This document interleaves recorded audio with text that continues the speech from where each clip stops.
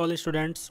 तो जैसा कि आप सभी जानते हैं, फर्स्ट चैप्टर जिसका नाम था क्रॉप प्रोडक्शन आपका कंप्लीट हो चुका है। आइए आज साइंस में सेकंड चैप्टर स्टार्ट करते हैं, जिसका नाम आप देख सकते हैं क्या है, माइक्रो ऑर्गेनिज्म। देखो माइक्रो ऑर्गेनिज्म का क्या मतलब होता है, यानी छोटे जीव। फ्रेंड एंड फो, फ्रेंड का मतलब मित्र और फो का मतलब शत्रु।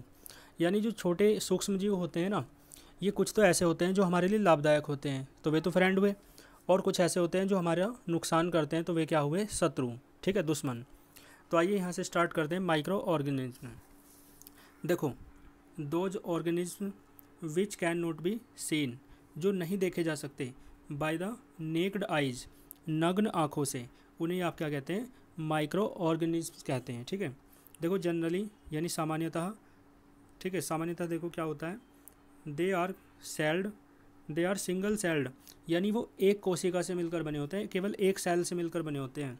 समटाइम्स, और कभी कभी, अकर इन चैन और ग्रुप ऑफ सेल्स, और कई बार क्या होता है कि वो सेल्स के ग्रुप से मिलकर बने होते हैं या सेल्स की चैन से मिलकर बने होते हैं। तो they can be easily collected, तो इन्हें क्या है, आसानी से इकट्ठा किया जा सकता है, फ्रॉम एयर, है ना, वायु से, एंड वाटर, और जल से। ठीक है, तो इन्हें वायु से और जल से आसानी से इकट्ठा किया जा सकता है। बात क्लियर है।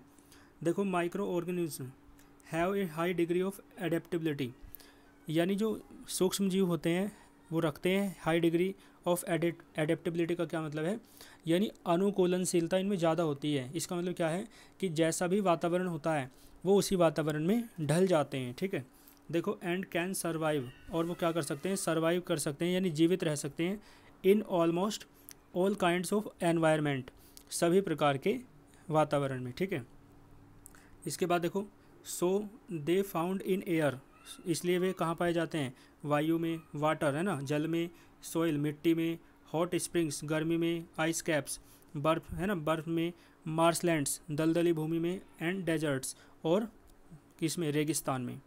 They are also found in the bodies of, ठीक है, ह्यूमंस, एनिमल्स एंड प्लांट्स, यानी वे जो मनुष्य होता है, जो एनिमल्स होते हैं यानी जानवर, और जो प्लांट्स यानी पौधे होते हैं, उनके शरीर में भी पाए जाते हैं। ठीक है, देखो micro organisms are also found in dead and decomposed organic matter, यानी डेड माने मृत, डिकम्पोज्ड माने जो सड़ा हुआ गला हुआ पदार्थ होता है, ठीक है, उसमें भी माइक्रो ऑर्गेनिज्म पाए जाते हैं।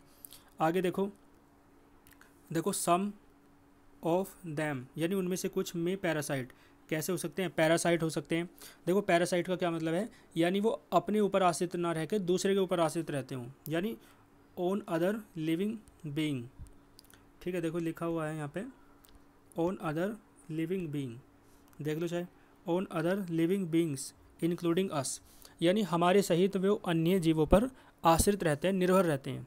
देखो some of them are free living, और उनमें से कुछ जो है स्वतंत्र होते हैं, फ्री लिविंग माने जो अपने ऊपर निर्भर रहते हैं, यानी खुद जीते हैं।